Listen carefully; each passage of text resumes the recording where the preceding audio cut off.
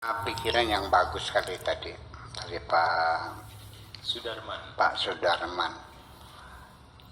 Ya, hendaknya kita bekerja kepada seseorang. Yang paling penting sebelum kita masuk kerja, ya kita mengenali dulu majikan kita seperti apa. Karena majikannya nggak kenal gimana. Apa yang diinginkan nggak paham. Ya, karena beda bahasa saja, karena orang Arab bahasa Arab, TKW Indramayunya bahasanya Indonesia, datang ke sana tidak bisa berkomunikasi, ya serba salah akhirnya. Ya, hambatan komunikasi antara pekerja dan majikan ini menjadi masalah. Dan itulah makanya keagamaan kita kenapa jadi seperti ini, karena kita tidak bisa berkomunikasi secara lancar dengan Khalik dan makhluk. Antara kita dengan Tuhan kita tidak ada komunikasi. Bahkan kalian meragukan bagaimana caranya Allah berbicara kepada kita. Ini kan persoalannya. Iya. Saya meninggalkan anak istri saya di rumah. Saya pergi ke hutan 6 bulan. Ada seorang kiai bertanya, Anda telah meninggalkan syariat, masa anak saya ditinggal begitu saja? Saya bilang, saya ke hutan karena disuruh oleh Allah. Dan anak istri saya sudah saya titipkan kepada Allah. Karena saya disuruh Allah ke hutan, maka anak istri saya titipkan kepada Allah. Sebelum berangkat, saya katakan kepada istri saya, sudah saya titipkan, nggak usah khawatir. Kepada siapa? Dia kira kepada Gus Dur, teman-teman kan, pada Nuwas Majid, pada Menteri Agama, Melalui Syahzali, kepada Quraisy Shihab, barangkali Albu Shihab, barangkali teman-teman saya. Saya bilang tidak. Saya titipkan kepada Allah, kepada Tuhanku. Nyengir dia. Senyum asam, kecewa kan.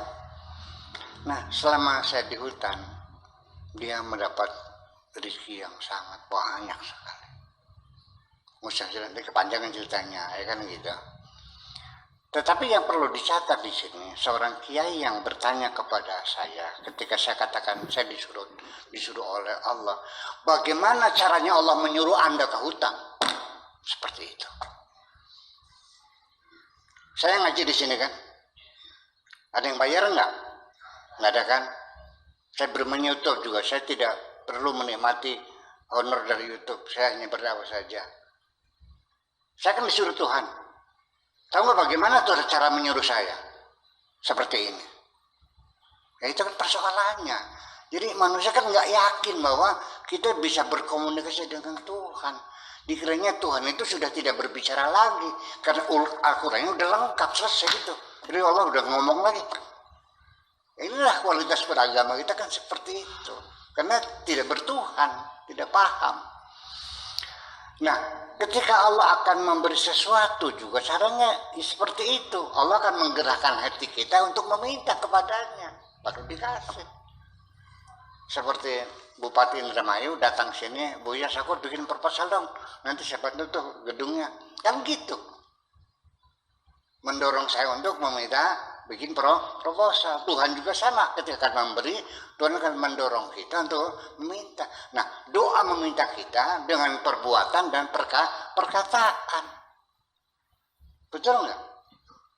Ya, kita mengkomunikasikan kepada teman-teman gagasan-gagasan saya bikin pondok, tapi juga dengan perbuatan apa yang saya miliki ya saya manfaatkan untuk bikin pesantren kan seperti itu.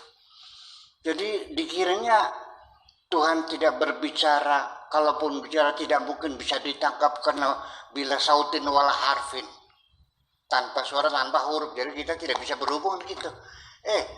Tidak tanpa huruf, tanpa suara, betul. Setiap detik, setiap saat Allah berbicara kepada kita tanpa suara dan tanpa huruf, dan kita paham. Ketika ada seorang pengemis yang kelaparan, Allah berbicara kepada saya. tolonglah hambaku itu. Baik ya Allah. Iya kan? Tetapi di dalam diri kita ada penyelewengan, ada gangguan, ada disturb, ada bully. Setan juga membuli, melakukan distorsi. Iya. Ternyata setan menyuruh, cepetan kasih. Itu baunya gak enak, itu bau lalat, itu bau penyakit, segera. Jadi begitu kita ngasihkan uang pada pengemis, kita bukan berbuat baik menurut perintah Allah, tapi ngusir pengemis karena baunya busuk. Itu yang terjadi. Iya, nah kita mesti kita analisa, tidak semudah itu kira-kira. Nah ini yang kadang-kadang masalah ketauhidan itu kurang diamahayati, kurang dipelajari.